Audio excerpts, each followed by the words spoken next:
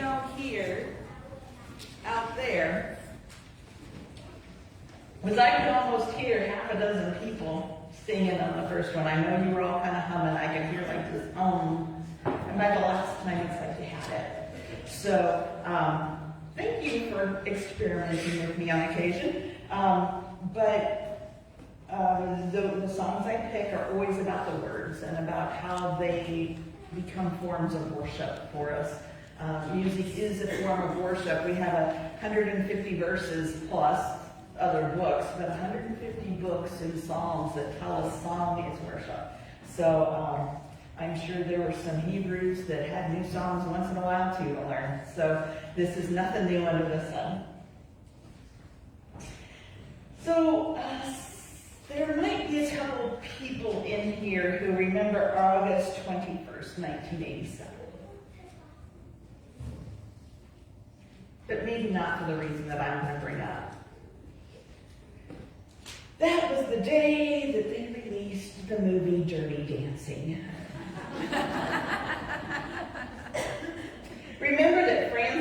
Remember Baby? She falls in love with Johnny, and not everybody's thrilled about that at all, but Johnny's determined that no one puts Baby in the corner. See what I did there? Go back and watch it if you didn't, because you'll figure it out. But before that movie could be released, somebody had to write it, right? Eleanor Bernstein had to write it.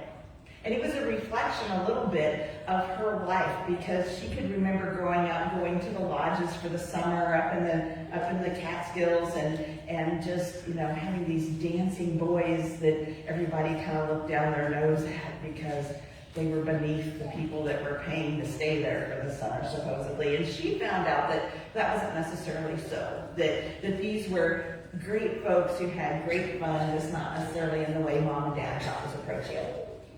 But they also needed a director, and they had to find a producer. It didn't just happen. And then they had to find songwriters so we could have that song at the end. Remember the song? The Time of My Life, right? And don't worry, I'm not going to jump, Ron's not going to jump up there and grab me, and I'm not going to jump off none of that's going to happen today. And we only have a couple minutes for me to squeeze this in, and I'll talk more about our time next week too. There was a lot going on today, but we're starting a series on time, talent, and treasures, and how we're good stewards of that. And so as we look at the words from Esther, and Mordecai is Esther's cousin, and Mordecai raises Esther because her parents were both killed. And Mordecai takes Esther on what I kind of call the parade of virgins, I mean, that's what the king wanted. He needed a new queen, and he wanted a virgin, a young lady from his community. And so Mordecai says, well, this is a great way, but what was the problem? Do you remember what was the problem with Esther? She was Jewish, right? And that just wasn't going to float to be the queen of the kingdom at all. But she had to suppress her Jewishness for a little while so she could be accepted by the king and be part of that community. Now, that's not the way that we do things, right? But as she stepped in on the day that she was about to reveal all, she stepped in to the king's throne room. She could have been killed. She could have been killed by simply being present in that room without an invitation from the king. But she decided for her people, for the people that had gone generations before her, she was going to make that effort. And many allowed her for actually saving the Jews of that time, and which she did because she was able to, because the king saw her with such respect for her honesty and her stepping out, she was able to set aside places for the Jewish people to be saved. So she did a good thing, but what does Mordecai tell her as she's saying, I'm pretty sure this is not what God had lined up for me. Look, I got a nice life. Some nice young man's going to come and sweep me off on his camel, on his horse. We're going to trek across the desert, and we're going to be amazing together. And Mordecai says, but what about your people? But what about the people that have gone generations before, that have told the story of their faith and shared that faith with you? What if that ends because you won't give of yourself? And she him and haws a little bit more. And what does Mordecai tell her? He says, who knows? Perhaps you have come to royal dignity for just such a time as this. All the things that she could have done to not be in that place, but she chose to be there for her faith and for her people. And so I wonder how many times in our lives we set aside and we put baby in the corner. We don't let the times of our lives be there when we bring our faith to the forefront and we work our lives around that faith and put the faith in the center of our lives.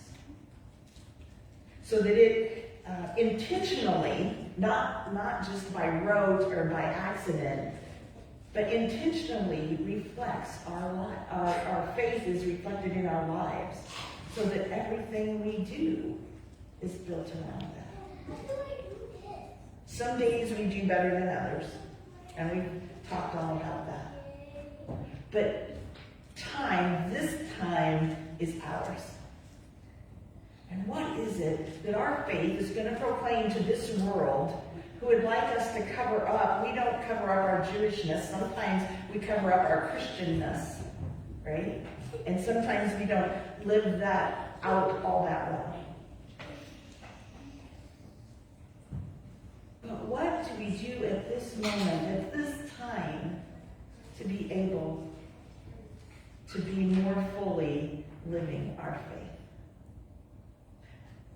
I'm hoping that it's not standing in front of a king. Maybe I'm accepted, maybe I'm not, and I get killed if I'm not. Do I have that bravery for my faith? I don't know, because I have not been tested to that degree. Maybe you have. What story do you have to share that might be a story that other folks could reflect into, could hear and say, hey, it's been going on with me, and thank you for giving me the knowledge that I can go 2 or 3 more steps, that I can make it till tomorrow. The time of our lives, this time of our lives. How do we do that well together? Well, we do it in prayer. We do it in pauses. We do it in movement. And we do it in lifting stories. And we do it in the name of our God. Our God who saw fit to give us this amazing gift. This gift of bread and cup that comes to us through His Son, Jesus Christ.